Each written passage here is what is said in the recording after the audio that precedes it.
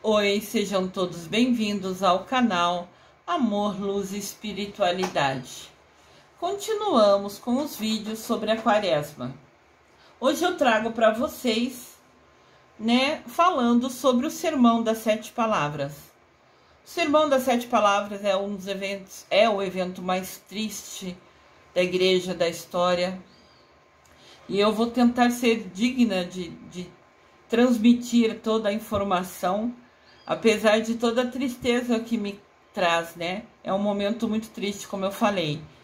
E eu, sendo sensitiva, eu sofro a cada coisa que leio aqui, Quem me acompanha no canal sabe que os meus vídeos sempre são alegres, sempre são animados, sempre são para trazer coisa boa.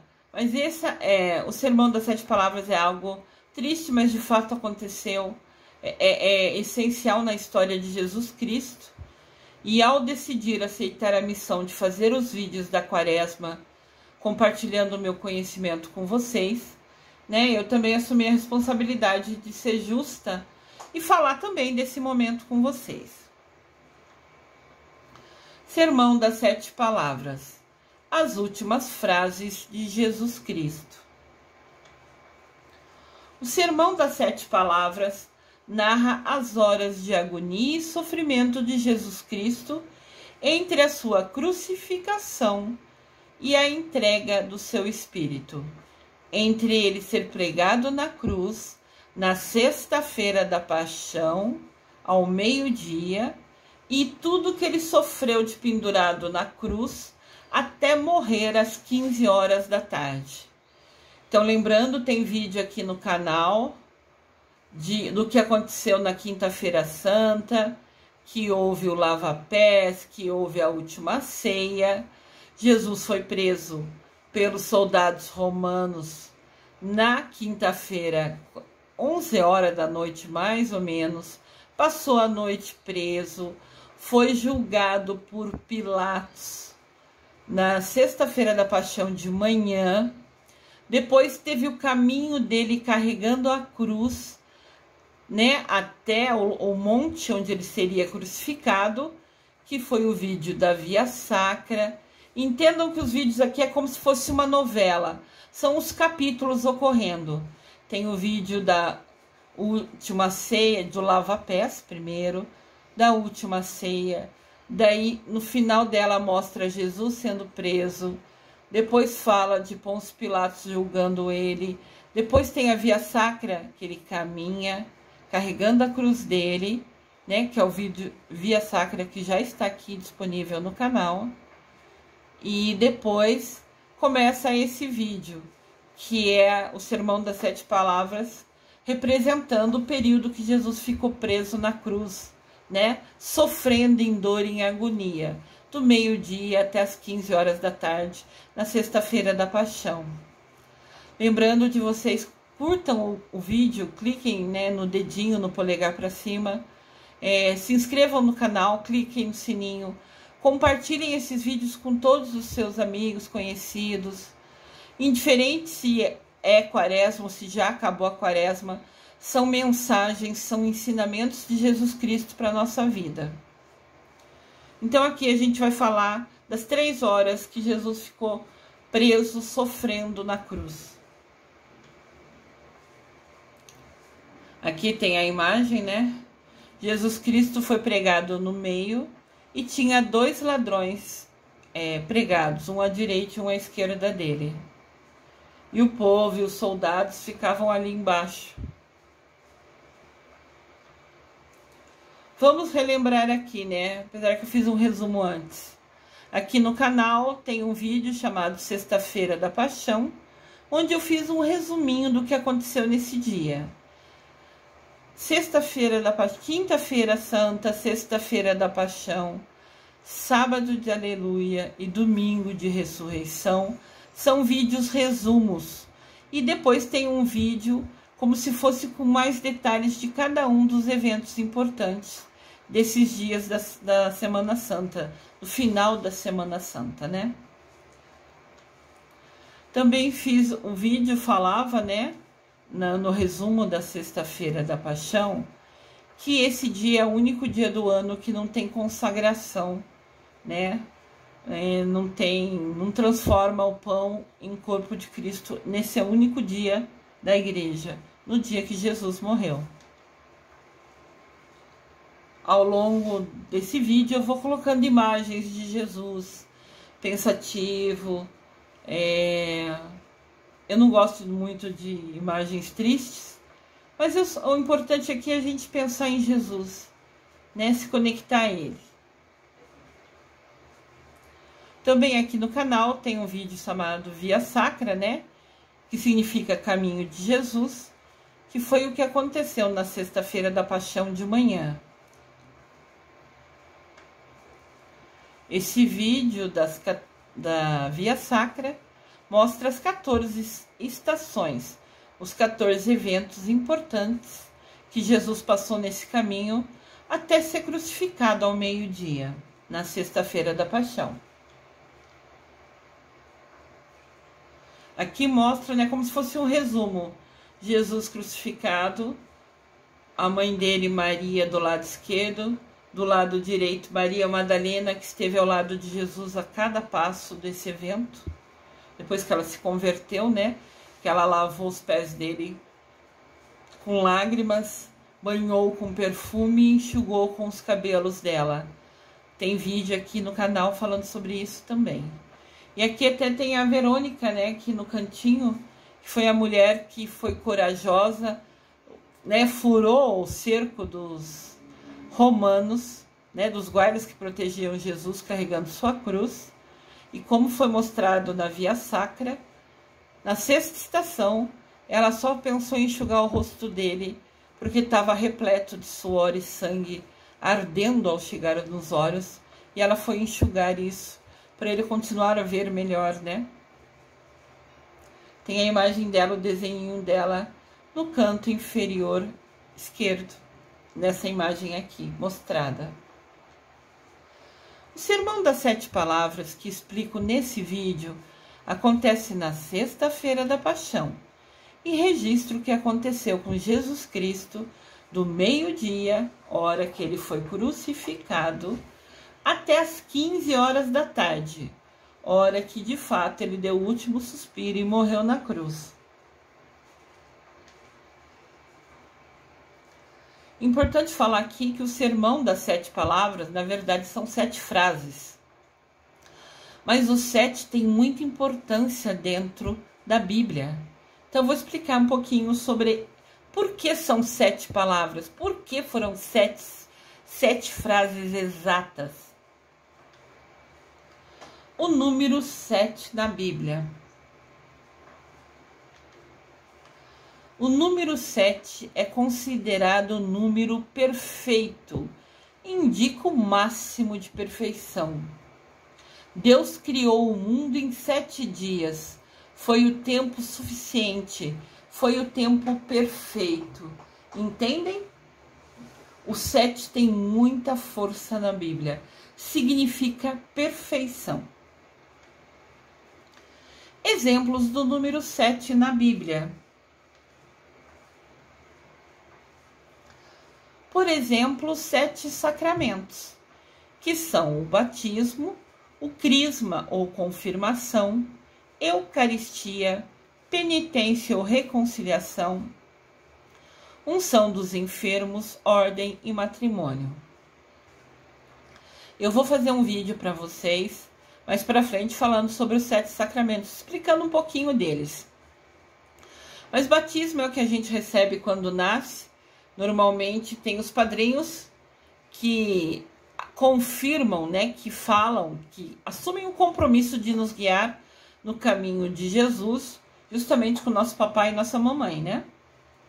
Então, o batismo é quando a gente nasce, mas você pode também se converter e ser batizado de adulto, isso não tem problema. Crisma é quando você assume a sua responsabilidade. Eu sou adulto e quero continuar seguindo o caminho de Jesus. Eucaristia é quando a gente recebe o corpo de Jesus, a comunhão.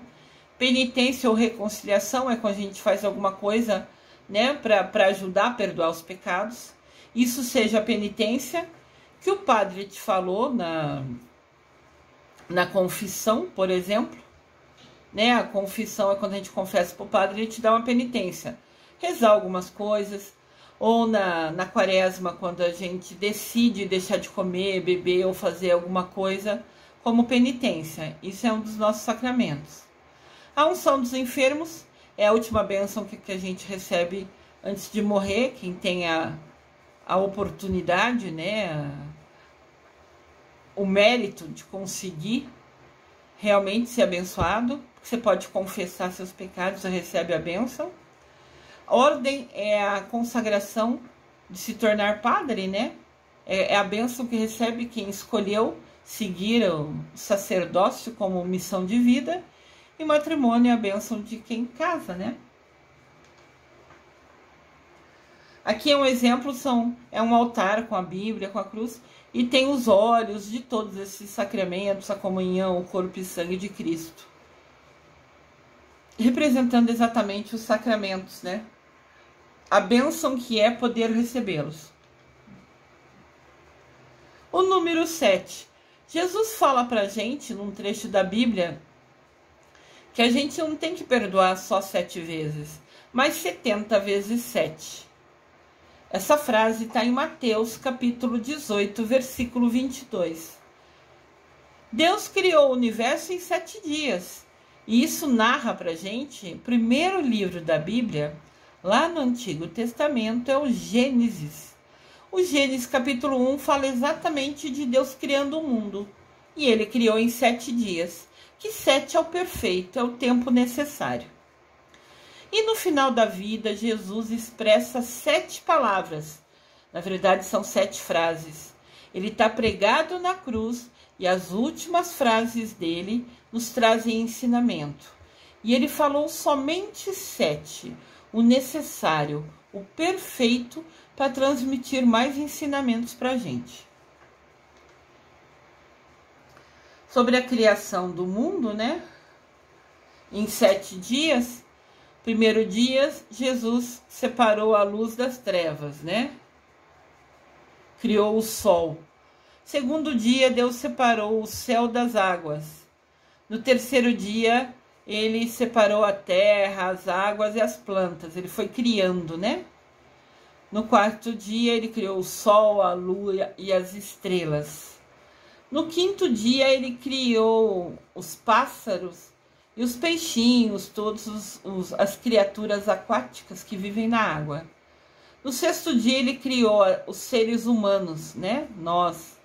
E no sétimo dia, ele descansou, olhando tudo que ele tinha criado. Então, o 7 significa perfeição na Bíblia. Sabemos que as últimas palavras de alguém antes da morte são aquelas que expressam as suas maiores preocupações e as suas recomendações mais importantes. Jesus estava se despedindo da gente. Ele estava na cruz e o povo, muitas pessoas, a Maria estava ali, né? Mamãe Maria, Maria Madalena estava ali, os discípulos estavam ali, mas tinha o povo ainda, aquele que condenou Jesus, que julgou, que mandou crucificar ele, assistindo como se ele ser crucificado fosse um espetáculo. Então ele ali, nas últimas horas de vida dele, deixou algumas frases importantes com ensinamentos, porque no último momento dele, ele ainda quis compartilhar com a gente alguns ensinamentos. Que bênção! Devemos sempre lembrar essas 7 palavras proferidas por Jesus Cristo com profundo amor, respeito e devoção, procurando tirar delas todo o seu riquíssimo significado. Se ele usou as últimas forças dele pregado na cruz para falar essas palavras, ela tem uma lição para nos ensinar. Sempre que a gente ouvir elas, nós temos que parar e pensar e recordar o ensinamento, lembrar o que Jesus nos ensinou com elas. Eu vou falar aqui as frases explicando o significado delas, porque a cruz também é um sinal de luz. Foi onde Jesus morreu para perdão dos nossos pecados. Então, apesar da cruz simbolizar um momento triste, também simboliza uma nova vida para a gente, uma nova vida sem pecado, porque Jesus morreu pelos nossos pecados. Conheça as frases e como são refletidas na celebração do Sermão das 7 Palavras. Primeira frase: Pai, perdoa-lhes, pois não sabem o que fazem. Essa frase está em Lucas, capítulo 23, versículo 34. Está em Lucas, capítulo 23, versículo 34.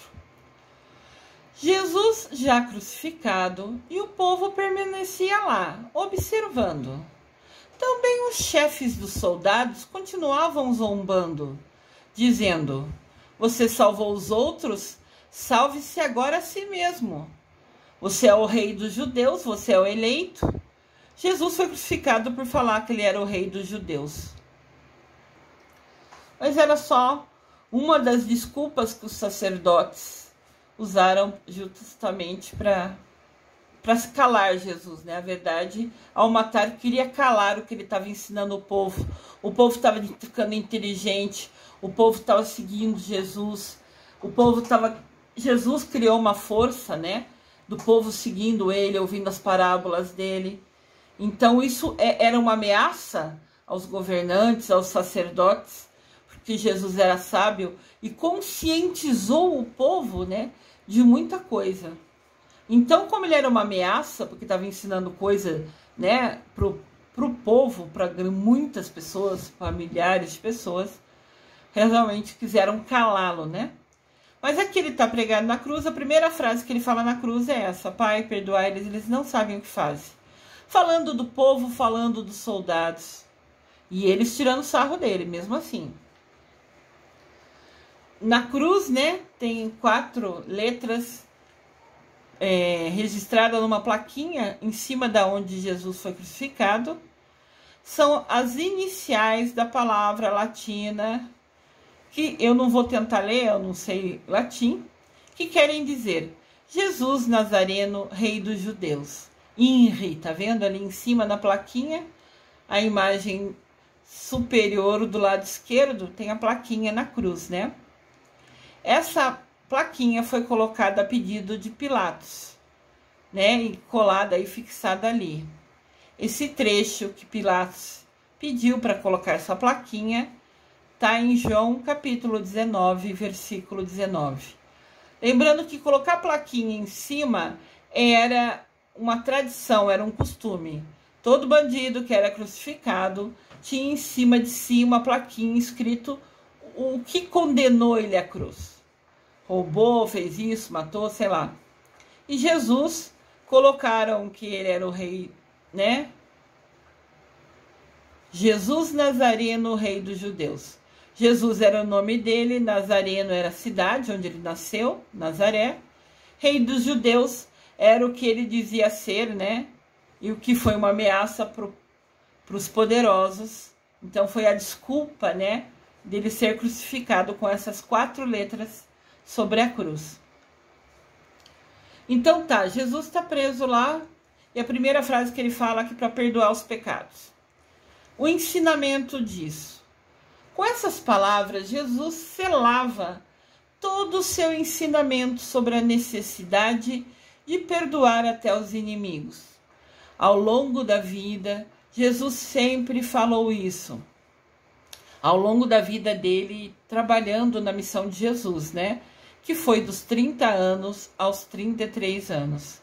E ele sempre falava: perdoa seus inimigos. Esse trecho está em Mateus, capítulo 5, versículo 44. Mateus, capítulo 5, versículo 44. Então, na cruz, o Senhor confirmava para todos nós que é possível, sim, viver a maior exigência da fé cristã. Essa exigência da fé cristã é um desafio, é difícil para a gente até hoje. O perdão incondicional a todos. A gente perdoar o outro quando nos ofende, nos magoa, nos deixa triste. a gente perdoar. Tá aí um desafio, um aprendizado que vai a vida toda, penso eu. Cada dia a gente tem que relembrar desse aprendizado que é preciso ter.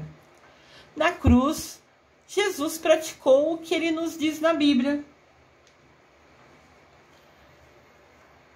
Fala assim na Bíblia: certa vez, Pedro perguntou a Jesus: Senhor, quantas vezes eu devo perdoar o meu irmão quando ele pecar contra mim?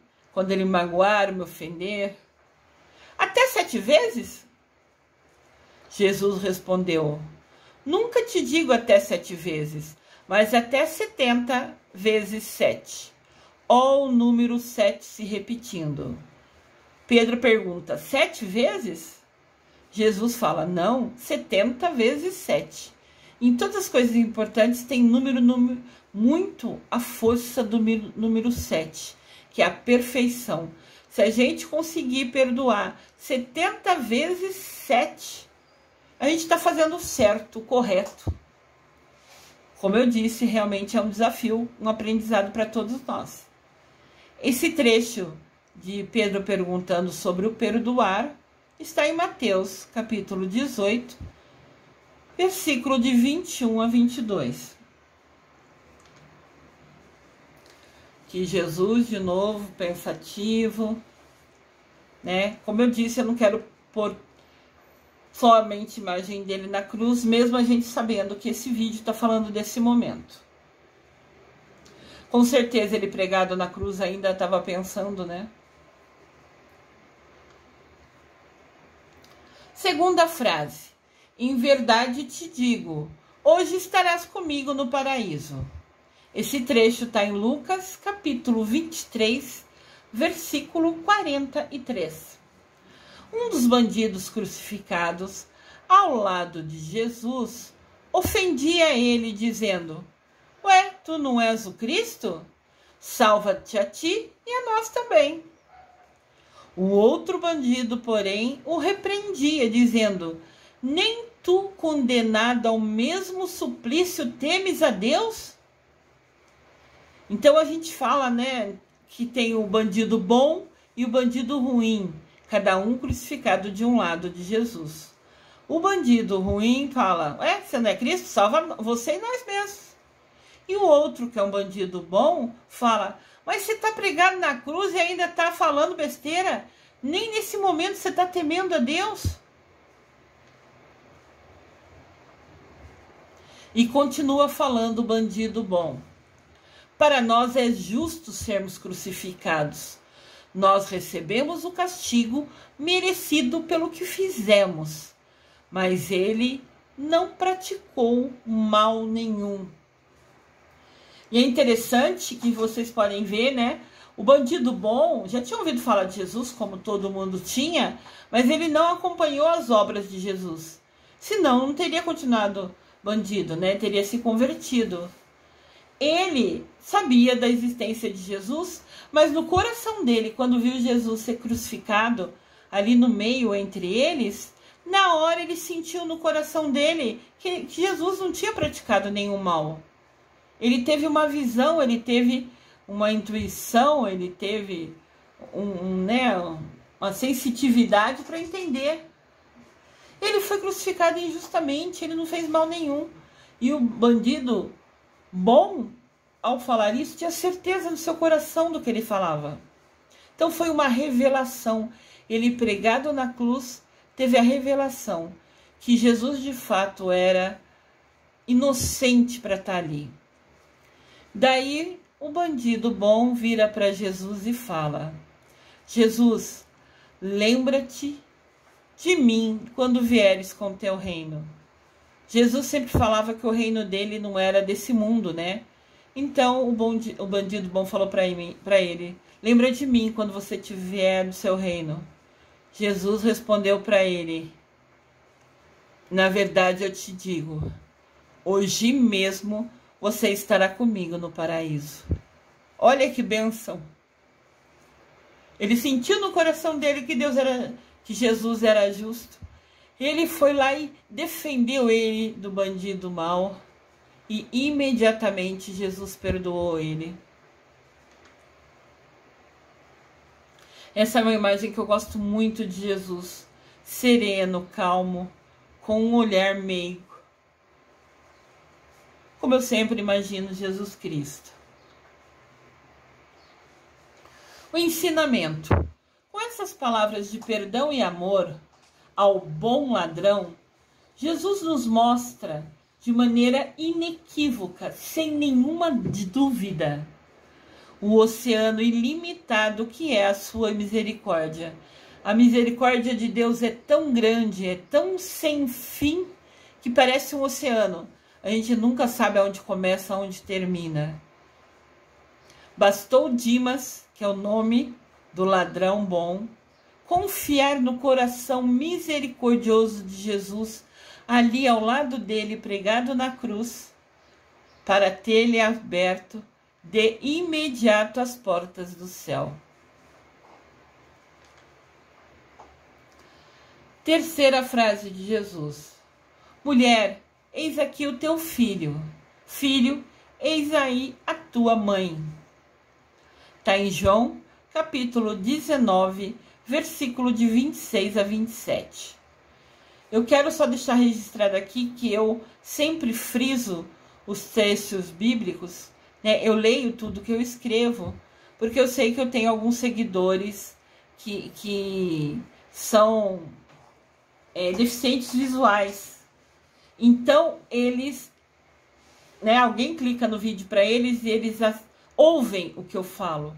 Por isso que eu conto detalhes, por isso que eu narro o que eu posso e leio sempre tudo que está nas telas, né? Principalmente os trechos bíblicos, para que quem assiste o vídeo, ou melhor, ouve o vídeo, por ter uma dificuldade, uma deficiência visual, ainda assim ouvir, entender e receber a mensagem que, se Deus permitir, será levada através dos meus vídeos, com o que eu compartilho aqui de conhecimento. Junto à cruz de Jesus estavam de pé sua mãe, Maria, e Maria Madalena. Jesus, vendo a sua mãe, e perto dela estava o seu discípulo que amava. Então Jesus disse à mãe: Mulher, eis aqui o teu filho. Depois disse ao discípulo: Eis aqui a tua mãe. E desta hora em diante, o discípulo acolheu-a em sua casa. Então é importante falar que Mamãe Maria ficava com Jesus, e quando ele morreu ela não teria mais ninguém, né? Então Jesus, ainda na cruz, ficou pensando que cuidar da mãe dele, né? Proteger a mãe dele. O discípulo que amava. Isso cada livro da Bíblia fala de um discípulo.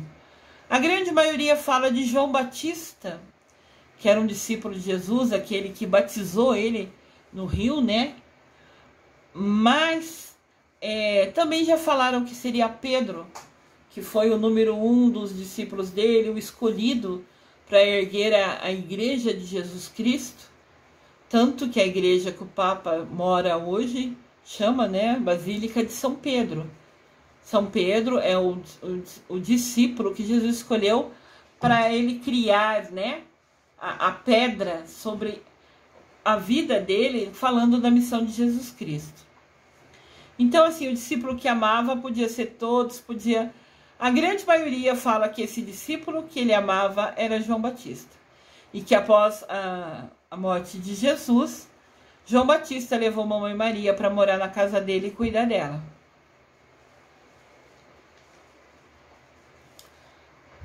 Sempre mostra as imagens Mamãe Maria cuidando de Jesus. Claro que dentro do que ela poderia fazer, né? E essa morte na cruz para ela foi algo assim, uma dor indescritível, inenarrável, né?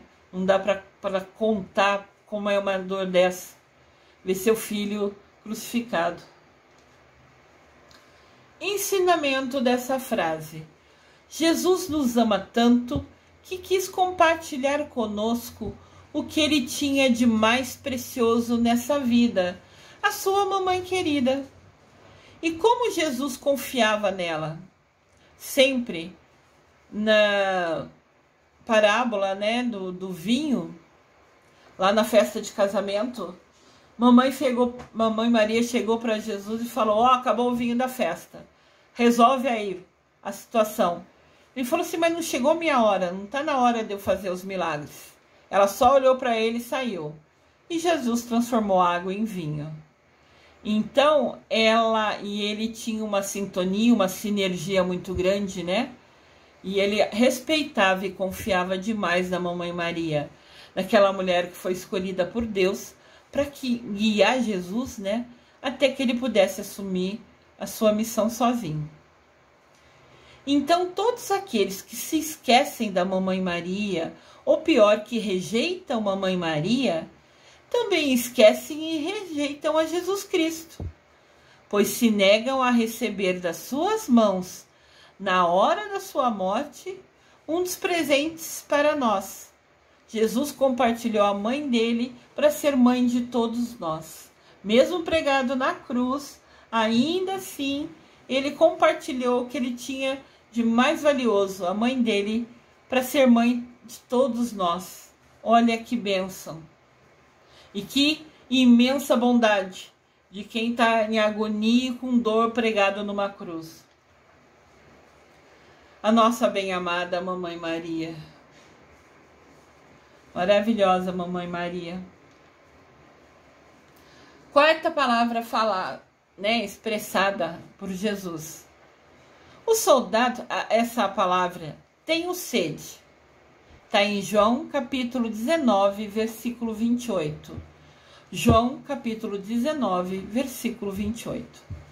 Os soldados, igualmente, o povo, fazia insultos a Jesus.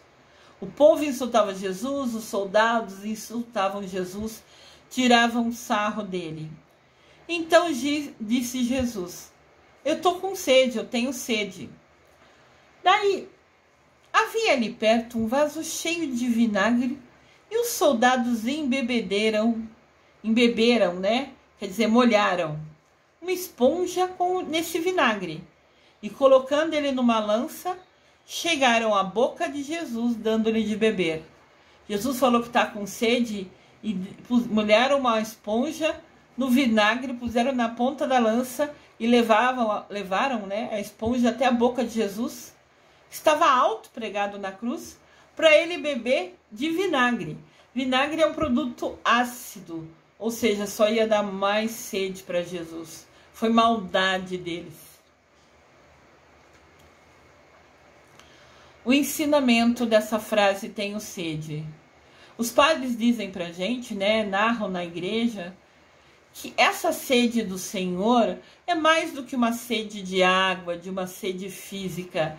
É sede de almas a serem salvas, com o seu próprio sacrifício que se consumava naquela hora. Esta sede de Jesus continua até hoje, mais forte do que nunca, guiando a quem lhe permite ser salvo. Então a sede de Jesus era de salvar o povo, de salvar as almas pecadoras, de salvar a nós. Nosso amado Jesus Cristo. Quinta frase. Meu Deus, por que me abandonaste? Essa frase está em Marcos, capítulo 15, versículo 34. Marcos, capítulo 15, versículo 34. Alguns ali presentes, ouvindo, disseram: ele está chamando por Elias. No Antigo Testamento, Elias era um profeta muito respeitado, muito amado. Então, os ensinamentos dele foi divulgado ao longo, né, dos povos. Então, quando Jesus falou, meu Deus, por que me abandonaste? Entenderam, né, pensaram que ele estava falando de Elias. O ensinamento dessa frase. Essas palavras, que também estão registradas no Salmo 21, nos mostram que ali Jesus era humano. Foi a única frase na vida inteira que ele mostrou que estava sofrendo, que ele se sentiu inseguro, perdido, que ele se sentiu sem saber o que fazer. Ele estava sofrendo tanto, ele estava com tanta dor, que naquele segundo ele pensou: nossa, Deus me abandonou. Mesmo sabendo da missão dele, foi extremamente difícil para ele honrar essa missão.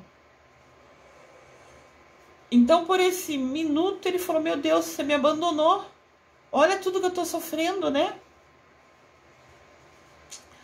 Na verdade, esta foi a única frase que Jesus expressou a vida inteira, reclamando, questionando, inseguro, duvidando, que tudo que ele estava passando, né? Porque ele sentiu que todo o sofrimento dele, por um momento pequeno, que Jesus tinha abandonado ele. Mas, infelizmente, aquele sofrimento fazia parte da missão da vida de Jesus Cristo, que era morrer na cruz para perdão dos nossos pecados.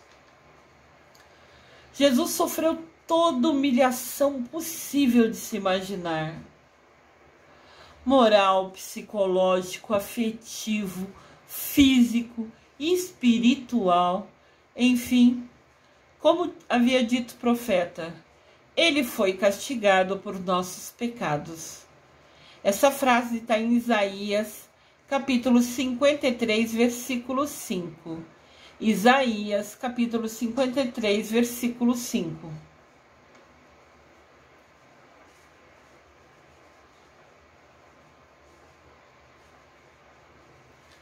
Sexta frase. Tudo está consumado. Essa frase aparece em João, capítulo 19, versículo 30. João, capítulo 19, versículo 30. Havendo Jesus tomado o vinagre, ele disse: agora tudo está consumado. Fazia até parte da missão dele, sabe, ter o vinagre na esponja colocado na boca dele. Olha que missão horrível, difícil. Senhor Deus. Nos diz São João: Jesus, sabendo que tudo estava consumado, que precisava ele falar que estava com sede, que precisava que fosse colocado na boca dele esse vinagre, ensinamento. Quer dizer que Jesus tinha plena consciência que tinha cumprido toda a sua missão salvífica. Salvífica é missão de salvação, conforme o desígnio santo de Deus, conforme o que foi decidido por Jesus, por Deus. Enquanto tudo não estava cumprido, ele, Jesus, não pôde entregar o seu espírito ao Pai. Ele só podia morrer, levar a sua alma para o céu, quando ele cumprisse cada etapa da sua missão. Assim fica bem claro que a nossa salvação depende agora de nós, do nosso livre-arbítrio, porque a parte de Deus já foi perfeitamente cumprida por Jesus Cristo, sofrendo na cruz, até as últimas consequências, até beber vinagre na ponta de uma esponja. Jesus Cristo cumpriu cada vírgula, cada linha que Deus determinou. Agora a nossa salvação depende da gente, de cada um de nós cumprir a nossa missão de vida. Sempre, né, a cada passo aprendido, né, evoluindo espiritualmente. Quando a gente faz um sacrifício, faz uma coisa difícil, a gente sobe um degrau na evolução espiritual, a gente se aproxima de Deus, a gente se conecta cada vez mais a Deus Pai e a Mamãe Maria. Cada sacrifício, cada atitude nova que a gente muda, a gente hoje ser melhor do que foi ontem, por escolha, e querer amanhã ser melhor do que é hoje, é um aprendizado. E se a gente conseguir cumprir isso, com ações diferentes, com atitudes diferentes, nós estamos gradativamente subindo um degrau, cada vez mais ficando perto de Deus Pai. Cada passo, cada aprendizado nosso é um passo ficando mais perto, evoluindo a nossa alma para ficar mais próximo de Deus Pai e Mamãe Maria. Era por volta do meio-dia, quando Jesus foi crucificado. O sol escondeu, se eclipsou, houve um eclipse do sol, e a escuridão cobriu toda a terra até as 3 da tarde. Exatamente nesta hora, o véu do templo foi rasgado ao meio sozinho. Entendam, a hora que Jesus foi colocado na cruz, houve um eclipse que deixou a terra na escuridão total. Esse eclipse só acabou depois das 3 da tarde, quando Jesus deu seu último suspiro. Tem cientistas que estudam até hoje sobre isso. Nunca um eclipse levou tanto tempo. Tem eclipses longos que levam 40 minutos, 50 minutos. Até hoje a gente vê eclipses longos. Esse levou 3 horas. A terra ficou escura do meio-dia até as 3 da tarde. As 3 horas que Jesus ficou em dor e agonia e sofrendo na cruz, a terra ficou na escuridão. Exatamente às 3 horas da tarde, tinha alguns véus que cobriam os templos, né? Todos se rasgaram ao meio sozinho. A terra ficou escura do meio-dia às 3 da tarde. Às 3 horas que Jesus ficou sofrendo na cruz. 7ª e última frase de Jesus Cristo. Pai, entrego em tuas mãos o meu espírito. Isso está em Lucas capítulo 23, versículo 46. Era cerca de 3 horas da tarde, quando, com voz forte, Jesus disse: Pai, em vossas mãos eu entrego o meu espírito. Dizendo isso, expirou. Soltou o ar dos pulmões pela última vez. Vendo isso que tinha acontecido, o centurião é o soldado romano, glorificou a Deus, dizendo: na verdade, esse homem era justo. Toda a multidão que estava reunida ali, vendo aquele espetáculo, vendo Jesus sofrendo na cruz, quando Jesus gritou essa última frase, vendo tudo que tinha acontecido, ninguém tinha entendido que o eclipse dessas 3 horas de escuridão estava ligado ao sofrimento de Jesus, que era o sinal de Deus mostrando que ele era o Filho de Deus dele, que Jesus Cristo era o Filho dele, era o Filho de Deus. Então, quando ele solta aquele grito forte, todo o povo que estava ali cai em si, descobre a besteira que fez. Ficaram andando, circulando e batiam no peito, se culpando. Minha culpa, minha culpa, minha culpa. Por ter condenado um justo. Ali os olhos dele foram abertos pela injustiça que haviam cometido. E diz que Maria Madalena, mamãe e os discípulos estavam afastados, né? Eles não quiseram ficar pertinho vendo Jesus sofrer. Nesse momento eles se afastaram um pouco e acabaram que vendo diante deles os olhos de todas as pessoas, o povo que estava ali, enxergando que Jesus Cristo era o Filho de Deus. E viu todo mundo se agonizando, todo mundo desesperado, todo mundo se culpando pela besteira que fizeram, condenando um justo. Ensinamento. Jesus Cristo, com essa frase, Mostra pra gente que ele confiava plenamente no Pai, confiava plenamente em Deus. E ele, ao vir à Terra, ao se tornar humano, Jesus Cristo nos tornou também filho de Deus. Todos nós somos filhos de Deus, porque Jesus compartilhou com a gente, nos chamando de irmão, sendo nosso irmão, né?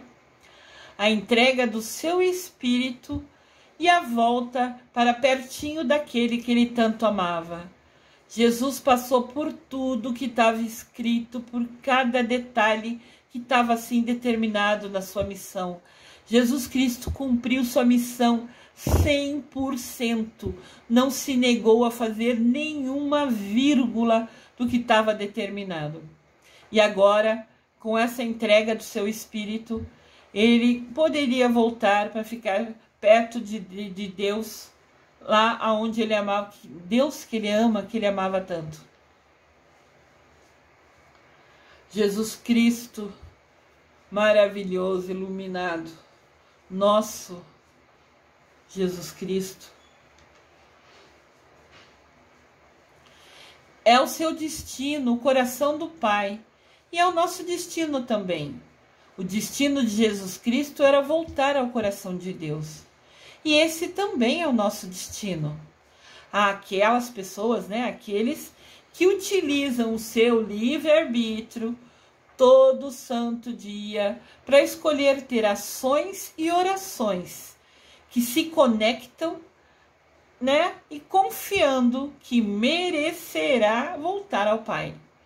Jesus fez por merecer, né, e está sentado à direita de Deus Pai. Nós também temos como destino estar sentados à direita de Deus Pai, estar sentado pertinho de Deus Pai. Nós vamos ser merecedores, como Jesus Cristo foi? Nós vamos utilizar o nosso tempo aqui na Terra, esquecendo TV, celular, esquecendo comida boa, bebida, para em algum momento do nosso dia estarmos pertinho de Jesus, rezando, mudando nossas ações? Nós podemos comer, beber, festejar, tudo isso nos é permitido, mas sabendo dosar, né? Ter limite entre aproveitar essas coisas e também assumir a sua responsabilidade de ser uma pessoa melhor, de aprender os ensinamentos de Jesus e praticar, para assim nos tornarmos merecedores de estar ao lado do Pai. Essas são as últimas palavras de Jesus no Calvário antes da sua morte. Palavras, entendam frases, né? A primeira, Pai, perdoa-lhes, pois não sabem o que fazem. Jesus falou isso sobre o povo, né, e os soldados. Em verdade te digo, hoje estarás comigo no paraíso. Ele falou para o bandido bom ao lado dele. Mulher, eis o teu filho, filho, eis a tua mãe. Jesus, colocando Mamãe Maria, doando Mamãe Maria a todos nós, né? Ela é nossa mamãe, nós somos agora filho delas também, porque Jesus nos permitiu isso. Tenho sede, ele falando para se cumprir a esponja com vinagre. Meu Deus, por que me abandonaste? O único momento que ele ficou inseguro, falando, eu estou sofrendo tanto, Deus me abandonou? Foi aí alguns minutos de insegurança, ele estava no corpo humano. Ele foi incrivelmente poderoso. Só nesse momento ele ficou inseguro. Claro que ele era abençoado, né? Tudo está consumado. Quando ele bebe, né, o vinagre também, que era a última gota que faltava da missão dele. Pai, em tuas mãos entrego o meu espírito.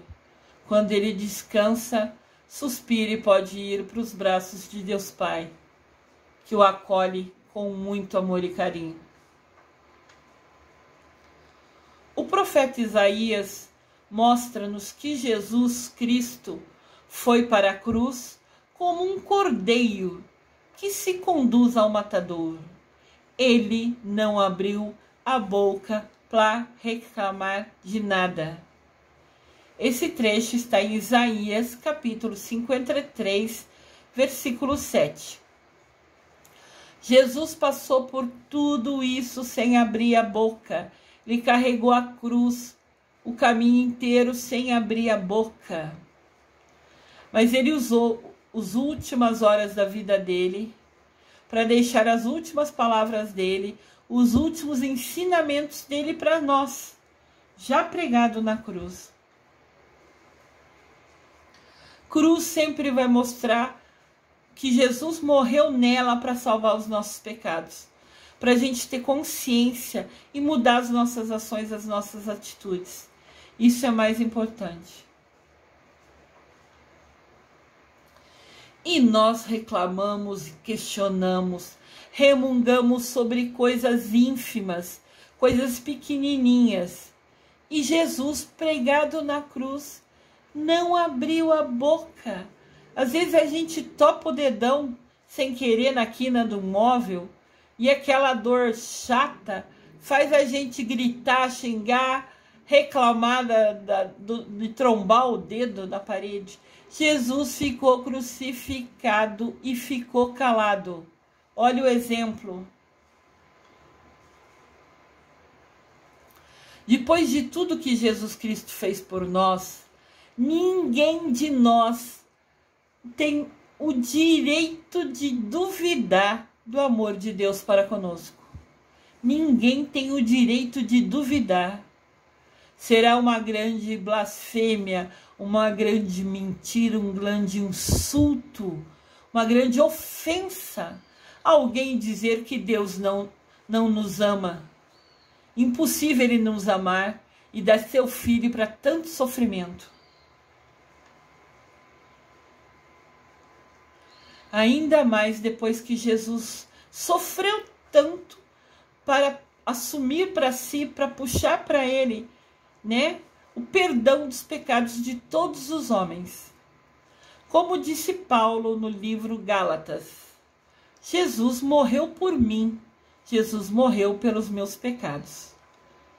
Essa frase está na Bíblia, em Gálatas capítulo 5, versículo 22.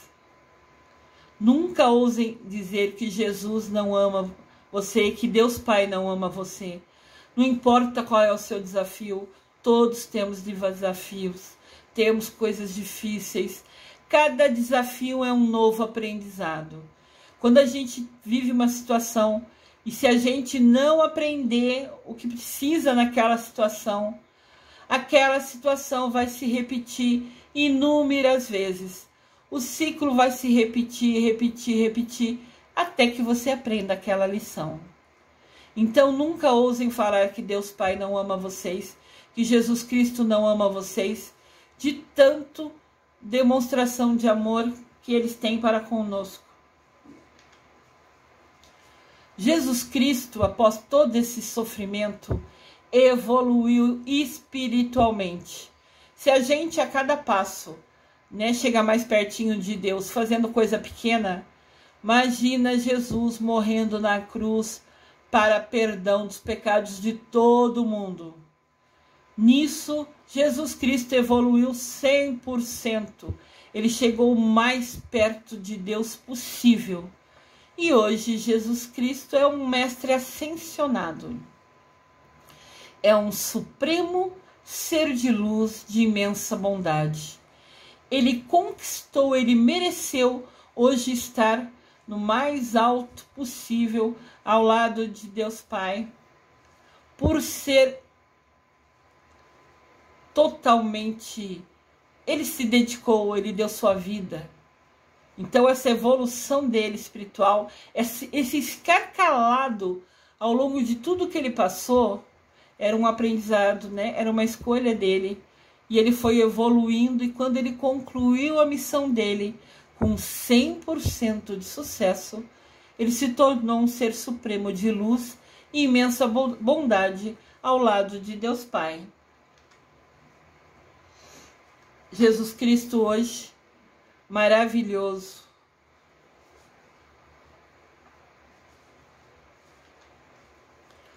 Jesus é um ser de luz que está sempre pronto a nos ajudar, se pedirmos, confiarmos e tivermos fé nele.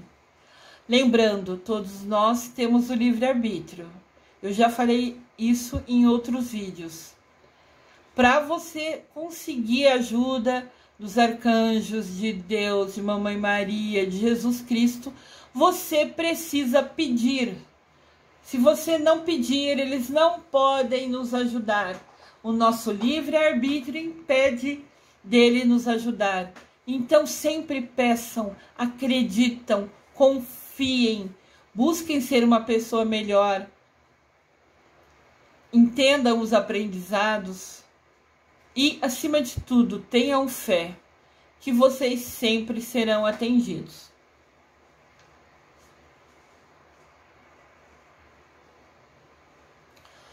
Todos nós temos desafios. Todos temos os nossos desafios. Para carregar a cruz, a nossa cruz a cada dia, peça a Deus para lhe dar ombros mais fortes. E nunca diga quão grande é o seu problema. Nunca fala, eu tenho um problema grande, isso é muito difícil, que cruz que eu estou carregando. Nunca diga isso. Sempre diga ao seu problema. Você pode ser desafiador, mas meu Deus é maior. Diga ao seu problema quão grande é o seu Deus.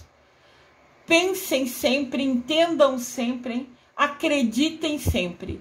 Deus e Jesus Cristo é maior que qualquer problema seu. Enfrente seu desafio, carregue a sua cruz, aprenda o que precisa, confiante que Deus é maior.